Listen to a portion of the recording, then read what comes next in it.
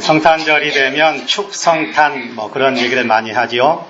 여러분, 성탄 누구를 축하하는 걸까요? 누구를 축하할까요? 여러분, 성탄절에 축하합니다 하는, 성탄을 축하합니다 하는데 누구를 축하합니까? 예수님을 축하하나요? 저는 예수님을 축하하지는 못할 것 같고요.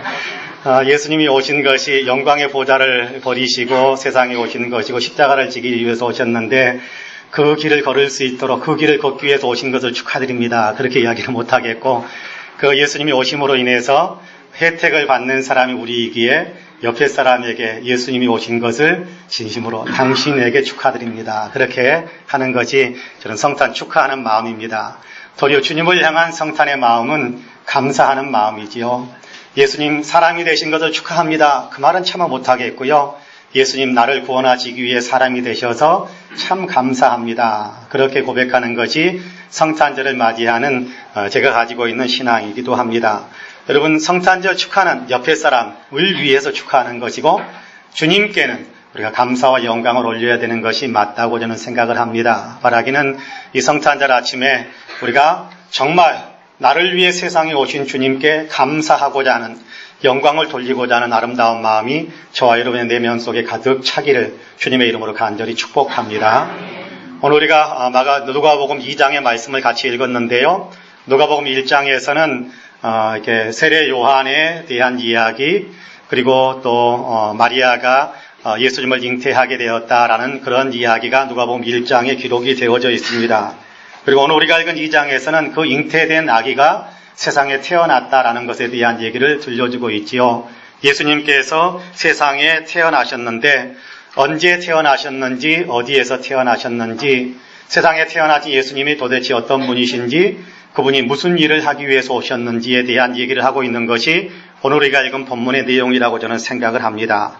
성탄을 통해 이렇게 베푸시는 하나님의 은혜가 무엇인지, 이 성탄이 하나님의 어떤 능력 가운데서 진행되었는지에 대한 얘기를 들려주는 것이 첫 성탄의 내용을 묘사하고 있는, 기록하고 있는 누가복음 2장의 메시지라고 저는 생각을 하거든요. 이 말씀을 이제 함께 살펴보면서 성탄을 통해 베푸시는 하나님의 은혜를 우리가 같이 누릴 수 있게 되기를 간절히 원합니다. 바라기는 말씀을 나누면서 저와 여러분 모두가 성탄을 통해 주시는 주님의 은혜로 충만해지시기를 주님의 이름으로 간절히 축복합니다.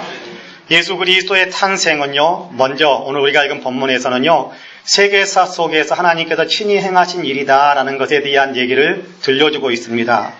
예수 그리스도의 탄생에서 우리는 하나님께서는 정하신 때, 하나님이 정하신 때에 또 하나님께서 정하신 방법으로 하나님께서 하시고자 하시는 일들을 능히 이루시는 하나님이다라는 것을 우리가 배울 수 있게 됩니다.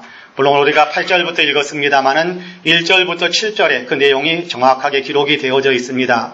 여러분 같이 한번 읽어볼까요? 1절에서 7절 같이 한번 읽어봅시다. 시작. 그때에 가이사 아구스토가 영을 내려 천하로 다 호적하라 하였으니 이 호적은 구레뇨가 수리아 총독이 되었을 때에 처음 한 것이라.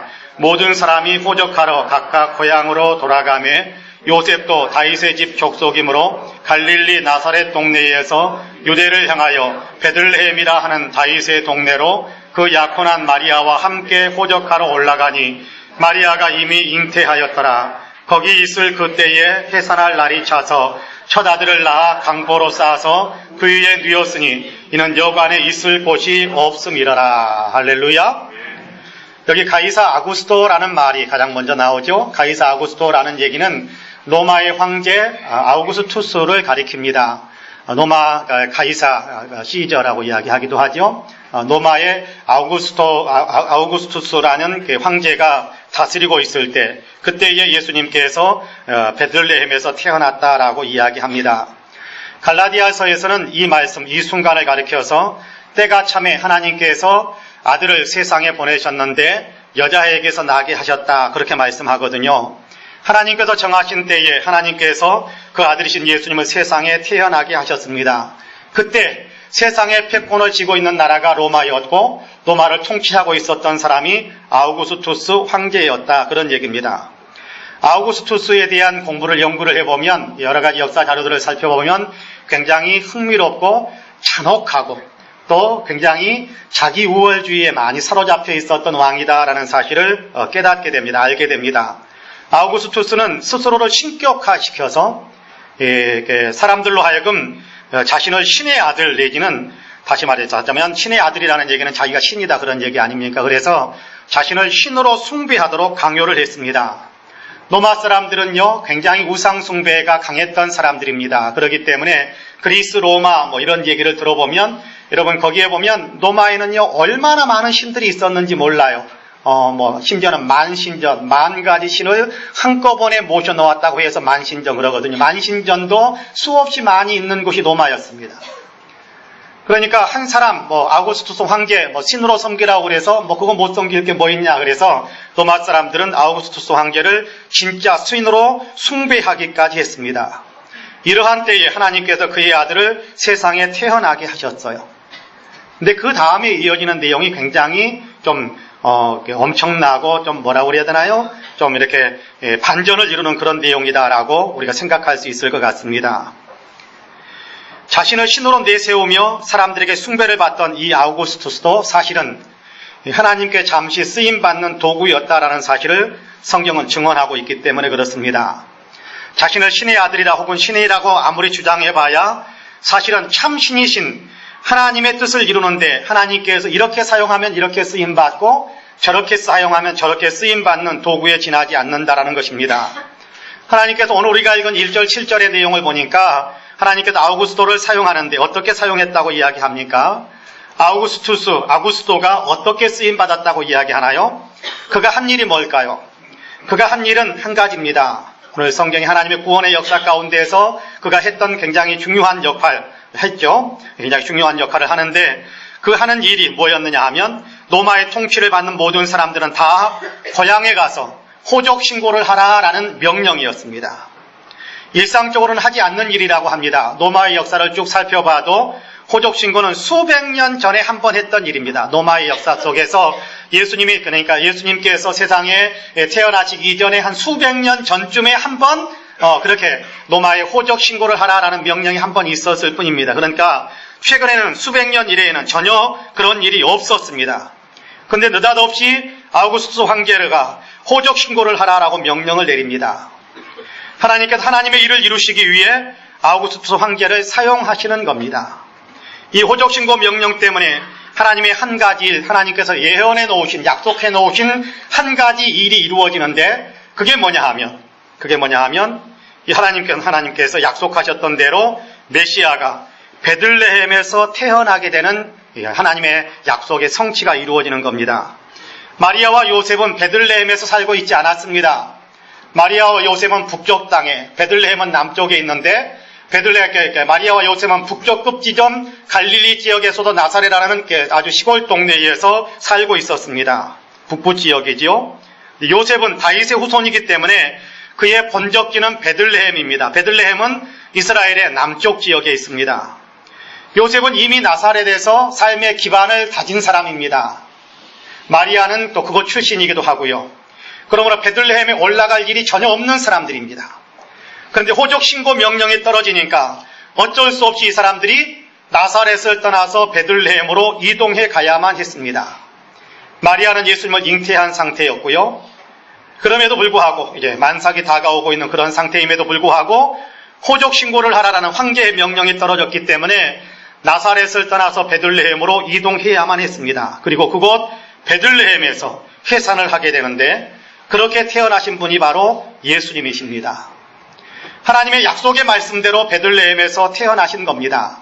만약 아우구스투스의 이 호적 신고하라라는 명령이 없었다고 한다면 마리아의 해산했던 장소는 나사렛이었을 수도 있을 겁니다.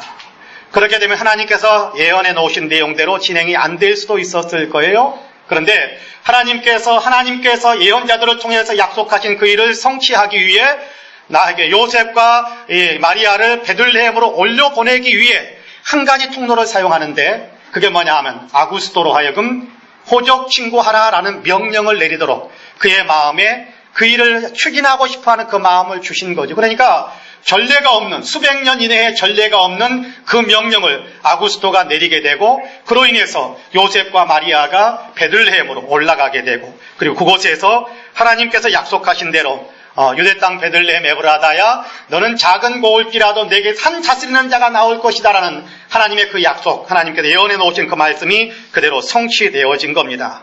하나님의 약속의 말씀대로 베들레헴에서 태어나신 것이지요. 하나님께서 하나님의 일을 이루신 겁니다. 역사 속에서, 역사를 구체적으로 주장하면서 역사 속에서 활동하는 사람들을 구체적으로 하나님께서 주관하시고 움직이심으로 하나님의 일을 이루시는 것이 하나님의 어떤 전능하신 능력 아니겠습니까? 하나님께서는 자신의 일을 행하시기 위해 때로는 사람을 사용하기도 하십니다. 믿음의 사람들을 사용하기도 하지만 믿지 않는 사람도 자기가 하나님께 쓰임받는다라는 사실도 알지 못한 채 자기가 했던 일들이 사실 하나님께 쓰임받는 일들로 하나님께서 그들을 이끌어 가시는 일들이 부지기수로 많습니다. 자신의 일, 하나님께서 하시고자 하시는 일들을 하나님께서는 사람을 통해서 믿음의 사람뿐만 아니라 믿음과 상관없는 사람들까지도 강권적으로 권능으로 역사하셔서 주님의 일을 이루는데 사용하기도 하신다라는 겁니다.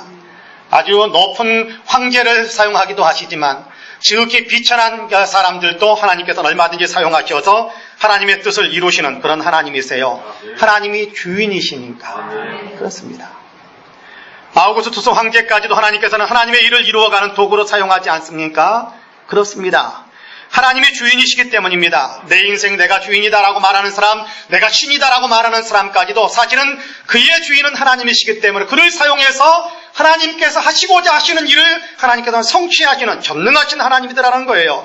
하나님은 주인이시니까요. 하나님께서는 약속하신 대로 처녀의 몸을 통해 메시아이신 예수님을 세상에 보내주셨습니다. 약속하신 대로 신실하신 하나님이죠. 약속을 지키시는 하나님이니까 아들을 세상에 보내시는 것은 절대로 편안한 일은 아닙니다. 여러분 그렇지 않겠어요? 아무리 하나님이라고 할지라도, 아무리 사랑 많은 하나님이라고 할지라도 그 아들을 세상에 보내는데 마국간에 보내야 되고 질시와 멸시와 이렇게 좋지 못한 이 일들을 겪어야 되고 심지어는 십자가를 지고 죽어야 되는 자리에 아들을 보내는데 마음 편하게 보내실 분이 어디에 있겠어요? 그럼에도 불구하고 하나님께서는 예수님을 세상에 보내셨습니다. 왜요? 약속하셨으니까. 약속에 신실하신 하나님이라는 거예요. 약속하셨으니까 그것을 그대로 지키시는 하나님이다. 예수 그리스도의 탄생을 통해 하나님은 신실하신 하나님이고 이 일을 이루기 위해서 하나님께서 놀라운 능력으로 모든 것들을 지배하고 주관하시면서 하나님의 일을 성취하시는 전능하신 하나님이다라는 사실을 이 예수 그리스도의 탄생을 통해서 우리에게 분명하게 보여주고 있다는 겁니다. 그렇습니다. 신실하시고 전능하신 하나님이십니다. 우리가 신실하신 하나님을 믿고 전능하신 하나님을 믿는다면 하나님의 신실하시고 전능하신 은혜가 오늘 우리의 삶 가운데서도 얼마든지 풍성하게 임하게 될 것을 저는 믿습니다. 믿음대로 해주신다라고 약속하신 하나님이시잖아요. 그러므로 바라기는 저와 여러분 우리 모두는 예수님을 세상에 보내신 신실하시고 전능하신 하나님을 굳게 믿으심으로 오늘 우리의 삶 속에서도 하나님의 신실하시고 전능하신 능력과 그 은혜들을 더 많이 풍성하게 체험하며 살아가시기를 주님의 이름으로 간절히 축복합니다. 하나님은 신실하시고 전능하세요. 약속하신 것을 반드시 이루시고 못 이루실 것이 없는 모든 일에 능하신 전능하신 하나님입니다. 그런데 하나님은 이 신실하고 전능하신 능력을 어떤 일을 위해서 사용하시는지, 누구를 위해서 이 신실하고 전능하신 능력을 사용하시는지 오늘 우리가 읽은 본문에서는 또 우리에게 가르쳐주고 있습니다. 누구를 위해 이 신실하고 전능하신 능력을 사용하시는지 여러분 본문을 같이 한번 읽어볼까요? 8절에서 12절까지의 말씀입니다. 같이 한번 읽어봅시다. 시작. 그 지역의 목자들이 밤에 밖에서 자기 양떼를 지키더니 주의 사자가 곁에 서고 주의 영광이 그들을 두루 비추매 크게 무서워하는지라. 천사가 이르되 무서워하지 말라. 보라 내가 온 백성에게 미칠 큰 기쁨의 좋은 소식을 너희에게 전하노라. 오늘 다윗의 동네에 너희를 위하여 구주가 나셨으니 곧 그리스도 주시니라. 너희가 가서 강보에 쌓여 구유에 뉘어있는 아기를 보리니 이것이 너희에게 표적이니라 하더니. 할렐루야. 베들레헴 마국간에서 예수님이 탄생하셨습니다. 예수님이 탄생하신 베들레헴 근처 들판에는 양떼들이 있었고 그 양떼를 돌보는 목자들이 있었어요. 목자들은 성실하게 양떼를 돌보고 있었는데 갑자기 그들 앞에 밝은 빛이 비춰오더니 주님의 천사가 그들에게 나타났습니다. 얼마나 무섭고 두려웠겠습니까? 무서워 떨고 있는 일에게, 목자들이 또 목자들에게 천사는 무서워하지 말라면서 너희에게 매우 귀한 큰 기쁨의 소식을 알려주겠다라고 이야기합니다.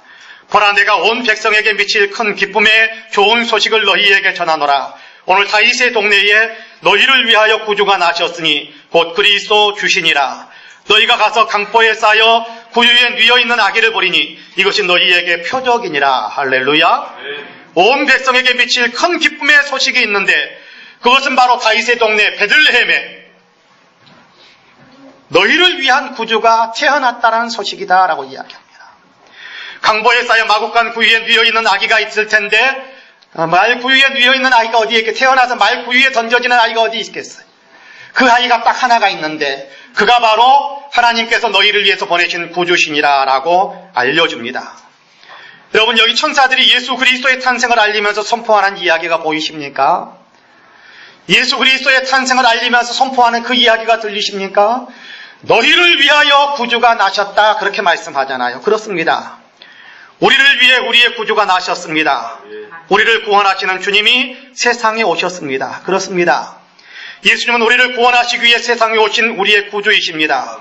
앞에도 우리는 신실하고 전능하신 하나님께서 그 신실하심과 전능하신 능력으로 예수님을 세상에 태어나게 하셨다고 했습니다. 그런데 그 신실하시고 전능하신 능력으로 행하신 그 일의 혜택을 누가 받게 했느냐 하면 하나님이 그 혜택을 스스로 받으려고 하신 것이 아니라 신실하시고 전능하신 능력을 발휘한 다음에 그 혜택을 하나님이 받아들이겠다라고 이야기한 것이 아니라 내가 능력 행했으니까 그 혜택은 내 것이다라고 이야기하시는 것이 아니라 그 혜택은 너희를 위한 것이다라고 이야기합니다. 뭐라고 그렇습니까? 너희를 위하여 구주를 보냈다. 너희를 위하여 구주가 태어났다라고 이야기합니다. 너희를 위하여 신실한 약속, 신실하게 약속을 지키는 내가 일을 했고 너희를 위하여 전능하신 능력을 발휘했다. 그렇게 이야기하는 것이 너희를 위하여 구주가 나셨다라는 말씀에 담겨진 의미가 아니겠습니까? 전능하신 능력으로, 신실하신 사랑으로. 그렇습니다. 하나님께서는 우리를 위해, 너희를 위해, 우리를 위해 그 능력들을 행하셨다라는 겁니다. 하나님께서 천사들을 통해 이렇게 말씀하지 않습니까? 너희를 위하여 구주가 나셨다. 너희를 위하여 구주가 나셨다. 할렐루야. 너희, 하나님께서 전해주는 소식을 듣는 너희 목자들이요, 또 오늘 이 소식을 듣고 있는 바로 우리가 너희라는 말 속에 포함된 사람들이지 않겠습니까? 그렇습니다. 하나님께서는 하나님의 모든 신실하심과 전능하신 능력으로 우리를 위하여 일하셨습니다. 하나님은 신실하시게, 그리고 하나님은 전능하신 능력으로 우리를 위하여 일하고 계세요. 우리를 위하여 일하고 계십니다. 너희를 위하여 구주가 나셨다. 하나님께서 너희를 위해 구주를 보내주셨다라고 하는 것입니다. 여러분, 이 말씀이 가슴이 뛰게 만들지 않습니까? 우리가 뭔데, 나 같은 자가 뭔데 하나님께서는 그처럼 신실하게 전능하신 능력으로 우리를 위해, 나를 위해 구주를 보내주셨단 말입니까? 여러분, 가슴 뛰게 하시는 말씀 아니에요? 죄와 허물로 인해 온전히 죽은 우리였잖아요. 주님의 영광도 하나님의 계시는 천국도 바랄 수 없는 처지에 있었던 것이 우리였잖아요. 영적으로는 완전히 죽어 있었던 게 우리였습니다. 그런데 하나님께서 우리를 위해 구주이신 예수님을 세상에 보내주셨습니다. 우리를 구원하시기 위해 예수님을 사람으로 세상에 보내주셨습니다. 예수님은 세상에 오셔서 우리를 구원하시기 위해 십자가에 죽으시기까지 하셨습니다. 요한복음 3장에서 말씀하시는 것처럼 광야에서 모세가 뱀을 든 것 같이 십자가에 못 박혀 높이 들리심으로 누구나 바라볼 수 있게 하셨고, 믿음으로 바라보는 사람이라면 누구든지 어떤 죄와 허물이 될지라도 다 사함을 받을 수 있게 하시고 천국 백성, 하나님의 자녀가 되게 하시는 구원의 역사를 하나님께서 이루신 겁니다. 예수님은 우리를 위한 구주로 세상에 오셨습니다. 할렐루야. 예수님께서 우리를 구원하시기에 하나님께서 우리를 구원하시기 위해 세상에 예수님을 보내셨어요. 우리를 구원하시기 위해서입니다. 죄와 사망으로 인해 영적으로 죽은 자 되어 영원한 지옥 형벌에 던져져야 할 우리를 구원해 내셔서 용서하시고 자유를 주시고 의롭게 하시고 천국 백성 되게 하시기 위해 예수님은 세상에 오셨습니다. 놀라운 은혜요, 위대한 사랑입니다. 이 은혜와 사랑에 우리가 어찌 감사하지 않을 수 있겠습니까? 바라기는 우리를 위해 구주를 보내주신 하나님, 십자가의 길을 걷게 될 것을 아시면서도 기꺼이 우리를 위해 구주로 오신 예수님께 진실한 감사와 영광을 돌릴 수 있는 저와 여러분이 되시기를 주님의 이름으로 간절히 축복합니다. 아멘. 로마서 8장을 보면 만일 하나님이 우리를 위하시면 누가 우리를 대적하리요라는 좀 광호해 보이는 선포가 있습니다. 하나님이 우리를 위하신다면 누가 우리를 대적할 수 있겠습니까? 하나님이 우리와 함께 하신다면 누가 우리를 대적해낼 수 있겠습니까? 그런데 하나님께서 임마누엘 우리와 함께 너희를 위하여 신실하신 사랑, 너희를 위하여 전능하신 능력을 베풀고 계신다, 너희와 함께 한다, 하나님께서 우리를 위하시는 분이다라는 사실을 가르쳐 주잖아요. 그렇지 않습니까? 전능하신 하나님이 우리를 위하신다면 누가 우리를 대적할 수 있겠습니까? 여러분, 골리앗이 우리를 대적할 수 있을까요? 천만에요. 물맷돌 하나에 날아가는 사람이 골리앗 아니었습니까? 거센 파도가 우리를 대적할 수 있을까요? 어림도 없습니다. 잠잠하라라는 주님의 명령 한마디에 거센 파도가 유리바다처럼 잔잔해졌지 않습니까? 죽음이 우리를 대적할 수 있을까요? 그럴 수 없습니다. 나사로야 나오너라 하시는 주님의 한 말씀에 죽음이 내가 가두었다라고 생각했던 그 나사로가 살아서 자기 발걸음으로 무덤 밖으로 나오지 않았습니까? 그렇습니다. 하나님이 우리를 위하시면 누구도 우리를 대적할 수 없습니다. 하나님은 임마누엘이십니다. 우리와 함께 하시면 또 우리를 위해 주시는 하나님이 바로 우리의 하나님이십니다. 우리와 함께 하시기에 하나님은 우리에게 예수님으로 오셨습니다. 예수님의 오심은 하나님이 우리와 함께 하신다라는 증거인데, 하나님이 우리와 함께 하신다면 우리에겐 세상이 빼앗아갈 수 없는 평화가 함께 임하는 겁니다. 주님이 함께 하시면 평화롭습니다. 구원과 평화는 연결되어 있습니다. 구원과 평화는 연결되어져 있어요. 두려울 것이 없습니다. 하나님이 함께 하시면 우리 안에 담대함과 평화로 가득 채워지게 됩니다. 보십시오. 예수님의 탄생을 알리는 천사들도 너희를 위한 구주가 나셨다라고 이야기하면서 찬송하기를 평화다 그렇게 찬송합니다. 너희를 위해 구주가 오셨다. 구주가 너희에게 오셨는데 그 구주로 인해서 너희에게는 평화가 있다라고 노래하는 것이 천사들의 노래예요. 여러분 13절과 14절 말씀 같이 한번 읽어볼까요? 같이 읽습니다. 시작. 호련히 수많은 천군이 그 천사와 함께 하나님을 찬송하여 이르되 지극히 높은 곳에서는 하나님께 영광이요 땅에서는 하나님이 기뻐하시는 사람들 중에 평화로다 하니라. 할렐루야. 한 천사가 너희를 위하여 구주가 나셨다라고 선포하니까 갑자기 하늘에 어마어마한 군대들이 같이 나타나서 찬송을 올려드리는 것입니다. 뭐라고 찬송합니까? 지극히 높은 곳에서는 하나님께 영광이요 땅에서는 하나님이 기뻐하신 사람들 중에 평화로다 라고 노래합니다. 하나님께는 영광이요 땅에서는 하나님이 기뻐하시는 사람들 중에 평화가 임했다라고 이야기하는 겁니다. 예수님의 탄생은 하나님께는 영광이 되고 하나님이 기뻐하시는 사람들에게는 평화가 된다는 찬송입니다. 하나님께서는 영광을 받으실 일이요 하나님이 좋아하시는 사람들에게는 평화를 누리게 되는 일이다라는 얘기입니다. 예수님의 탄생이요. 예수님께서 탄생하시는 일이 그렇다라는 것입니다. 하나님께서 하나님의 뜻을 이루셨기 때문에 하나님께는 영광입니다. 하나님이 기뻐하시는 사람들은 구원의 큰 은혜를 받고 하나님과 함께하는 삶을 살아가게 되었기 때문에 이제 내면 속에서부터 이루어지는 놀라운 평화를 누리면서 살아가게 되는 것입니다. 이 평화가 이중적으로 이렇게 나누어질 수 있거든요. 이 평화, 하나님과의 평화입니다. 하나님의 진노를 샀던 죄가 예수 그리스도의 십자가로 해결되었기 때문에 더 이상 하나님의 진노의 대상이 아니지요. 원수가 아닙니다. 도리어 하나님의 사랑하는 자녀, 하나님께서 그 사람 속에 거하시면서 함께 살아가는 하나님과의 평화, 하나님과의 아름다운 화목의 관계가 만들어졌습니다. 예수 안에서 하나님과의 평화가 만들어진 겁니다. 사람들과의 관계에서도 평화를 누릴 수 있게 됩니다. 에베소서에서는 예수 그리스도의 십자가로 인하여 모든 사람들이 서로 원수되었던 것들이 다 무너지고 장벽들이 무너지고 서로 연합하여 하나가 되었다, 평화의 공동체가 되었다라고 이야기합니다. 막힌 담을 허시게 되어서 이제 평화롭게 되고 평화롭게 평화를 누리며 살아가는 사람들이 되었다라고 이야기하는 거예요. 예수 안에서 사람들 관계 속에서도 평화를 누린다라는 겁니다. 예수님이 오셔서 우리를 구원하셨습니다. 주님이 주시는 구원은 우리를 하나님과 화목되게 만들었습니다. 구원은 하나님과 화목이지요. 예수님은 우리로 세상에서도 평화를 누리며 살 수 있는 은혜를 주십니다. 평화의 주님이 우리 안에 계시면서 우리의 마음을 평화로 가득 채워주면 그 평화가 겉으로 흘러나와서 다른 사람들과의 관계도 화목하고 아름답고 평화롭게 만들어주는 놀라운 기적의 역사들, 놀라운 능력의 역사들이 나타나게 되는 것입니다. 그렇습니다. 사람들과의 관계 속에서도 평화를 누리고 더 나아가 평화를 위해서 일할 수 있는 사람들로 우리를 새롭게 만드는 것이 그리스도 예수의 복음의 능력 아니겠습니까? 지미 카터라는 미국의 전직 대통령이 있습니다. 이분이 얼마 전에 암 진단을 받았지요. 의료진들이 치료할 수 없다라고, 이제는 시한부 삶을 사는 수밖에 없다라고 그렇게 진단 결과를 발표를 했습니다.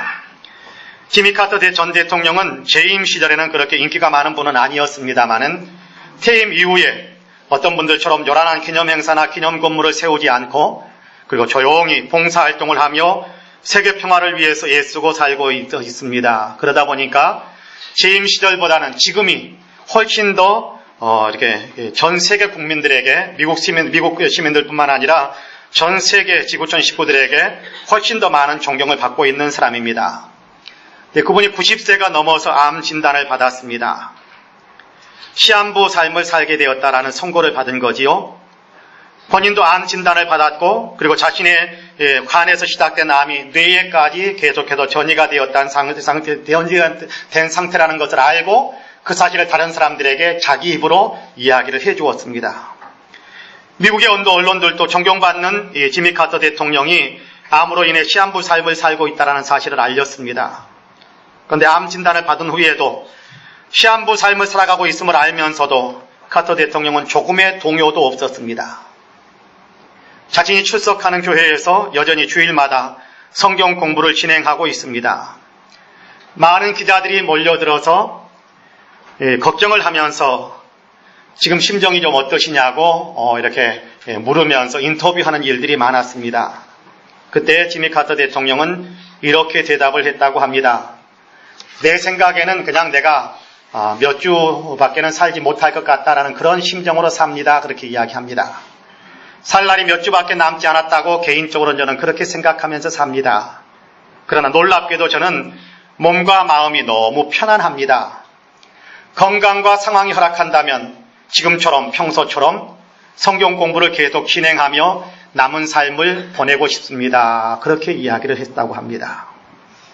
아주 담담한 모습입니다. 평화로운 모습이지요. 무엇이 지미 카터 대통령을 그렇게 만들 수 있었을까요? 담담하게 인생의 어마어마한 위기 앞에 서 있지만 그럼에도 불구하고 평화롭게 그렇게 자기 자신을 정리하며 살아갈 수 있게 만드는 그 능력이 어디에 있었을까? 무엇에서부터 온 것일까요? 저는 그분 안에 계신 주님 때문이라고 확신합니다. 주님이 내 안에 계시면 내가 평안하거든요. 그 평안은 환경과 상황이 이렇게 저렇게 변한다고 해서 흔들리는 그런 평화가 아니거든요. 내 안에 계신 주님이 주시는 평화는 나를 평화롭게 만들고 담대하게 만듭니다. 이 평화가 어떤 상황이나 환경 속에서도 계속해서 나로 하여금 평안함을 누릴 수 있게 만듭니다. 아이들과 함께 불렀던 찬송가 가운데 그런 찬송가가 있어요. 바람 불어도 괜찮아요. 괜찮아요. 괜찮아요. 파도 일어도 괜찮아요. 나는 괜찮아요. 바람을 만드신 하나님, 파도를 만드신 하나님. 그 다음이 중요합니다. 주님 내 안에 계시니까 나는 괜찮아요. 여러분, 바람이 불고 파도가 일어난다고 할지라도요, 인생이 어마어마한 폭풍우에 시달린다고 할지라도요, 내 안에 주님이 계시니까, 주님은 나를 구원하신 분이고 주님은 내게 평화를 주시는 분이기 때문에 외부의 환경이 어떻든지 간에 나는 평화롭다. 라는 찬송의 가사 아닙니까? 카터 대통령이 지금 표현하고 있는 것이 바로 그런 평화라고 저는 분명히 믿습니다. 그렇습니다. 이렇게 평화를 누리게 되면 곁에 있는 사람들과도 항상 평화롭게 살아가게 되지요. 이 평화를 누리는 사람들은 나아가 평화를 만들기 위해 일하는 사람으로 살아가게 됩니다. 화평케 하는 자는 복이 있나니 저들이 하나님의 자녀라 일컬음을 받을 것이요 라고 말씀하는데, 하나님의 자녀이기에 그렇게 평화를 위해서 일하는 사람들이 되는 것입니다. 그렇습니다. 주님은 이 평화를 우리에게 주시기 위해서 오신 분입니다. 하나님이 기뻐하시는 사람들 가운데 평화다라는 말은 주님이 이 평화를 믿는 사람들에게 주시는 분이다라는 그런 의미가 담겨져 있습니다. 주님은 이 평화를 이미 우리에게 주셨습니다. 이 평화를 주시기에 주님은 세상에 오셨거든요. 지극히 높은 곳에서는 하나님께 영광이요, 땅에서는 기뻐하심을 입은 사람들 중에 평화로다. 그렇습니다. 주님은 평화를 위해서 오셨고 평화를 주시고 평화를 위해서 일할 수 있는 사람으로 우리를 새롭게 만들기 위해서 오셨습니다. 그 은혜를 우리에게 베풀고 계시는 분이 우리 주님이십니다. 이 주님을 믿으시기를 주님의 이름으로 간절히 축복합니다. 사랑하는 성도 여러분, 성탄절 아침입니다. 첫 성탄의 역사 속에서 임했던 그 첫 성탄의 역사를 하나님께서 기록해서 우리에게 들려주고 있는데요. 여기에서 우리는 하나님이 자신이 모든 것의 주인이심을 분명하게 보여주시고 계시는 그 사실을 증언하고 있다는 것을 우리가 배웁니다. 하나님께서는 신실하시고 전능하신 능력으로 지금도 이 땅에서 원하시는 일을 계속해서 만들어 가시는 분이심을 믿을 수 있게 하십니다. 아멘이시지요? 하나님께서는 그 신실하시고 전능하신 능력으로 행하시는 일은 바로 우리를 위한 일임을 또한 우리가 알게 됩니다. 우리를 위하여 구주를 보내주는 하나님은 지금도 우리를 구원하시기 위해 일하시고 지금도 우리를 위해서 역사하고 계시는 하나님이심을 믿을 수 있게 하십니다. 아멘이시지요? 나아가 하나님 예수님의 탄생으로 하나님은 영광을 받으시고 우리에게 주님이 주시는 평화가 임했음을 우리에게 가르쳐줍니다. 그렇습니다. 하나님이 기뻐하시는 사람, 주님을 믿는 사람에겐 주님의 이 평화가 임했습니다. 믿으시기를 바랍니다. 예수님이 이 평화를 가지고 우리에게 오셨음을 믿으시고 오늘 우리는 이 평화를 누릴 뿐만 아니라 이 평화의 사람이 되어 평화를 만들기 위해서 수고하고 애쓰는 사람들이 다 되시기를 바랍니다. 바라기는 이 믿음의 은혜가 오늘 우리 안에 가득 채워지는 성탄절이 되시기를 주님의 이름으로 간절히 축복합니다. 아멘. 기도하겠습니다. 은혜로우신 아버지 하나님 감사합니다. 오늘도 주님 앞에 저희들을 불러내시고 성탄절 아침에 첫 성탄의 모습을 기록하고 있는 성경 말씀을 읽으며 그 안에 담겨져 있는 하나님의 놀라운 사랑과 은혜와 축복을 우리로 하여금 배우고 또 믿을 수 있게 하시니 참 감사합니다. 그때 주셨던 하나님의 은혜가 예수 그리스도 안에서 오늘 우리에게 임하는 것을 분명히 믿사오니 신실하시고 전능하신 하나님을 믿고 그분이 오늘도 나를 위해서 수고하고 애쓰고 일하고 계시고 열심을 내고 계신다는 사실을 분명히 믿고 더 나아가 주님이 내게 주신 그 평화를 우리가 누리면서 하나님 세상의 환경에 흔들리는 사람이 아니라 주님을 믿는 믿음 안에서 모든 것을 극복하고 이겨내며 도리어 평화 가운데 평화를 만들며 살아가는 우리 모두가 되게 하여 주옵소서. 예수님의 이름으로 기도하옵나이다. 아멘.